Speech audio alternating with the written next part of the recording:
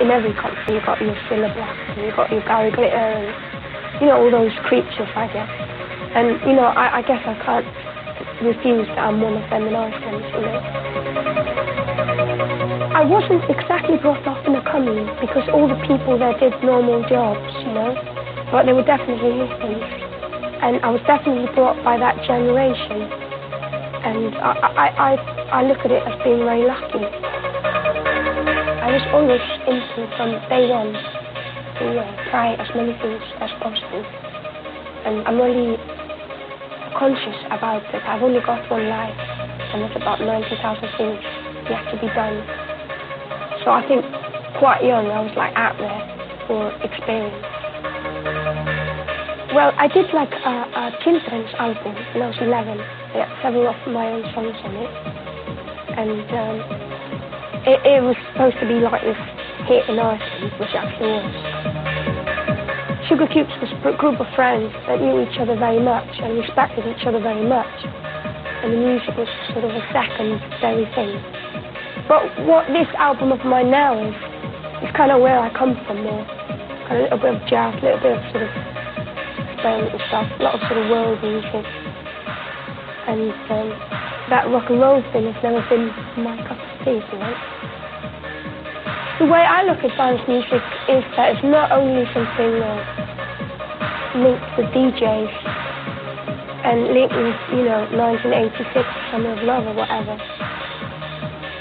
The way I like to look at it is comes from way back, you know, the way from Eno and Tangerine Dream, Kraftwerk, all the things that are happening in Europe. I don't look at myself as a top businesswoman, but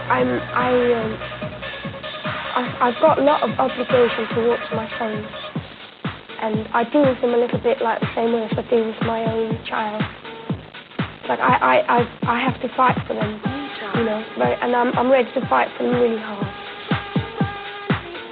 I've got certain duties, and one of my main duties is that, well, especially for me moving to England and being a bit of an immigrant housewife in London City, you know, is to get it into British people's minds that there's more people in the world than British people. And there are people with last names like me, Grimsbottom, which you can't pronounce. And there's actually a lot of bands out there that are not British at all. And London, in many ways, is a bit like John Hurt, not the actor. A bit sort of pollution and a bit sort of not in top health, you know. I think it's quite charming, actually. I love the way he talks, you know. Kind of like, you know. When it comes to actually British culture, no disrespect, it's not really my cup of tea.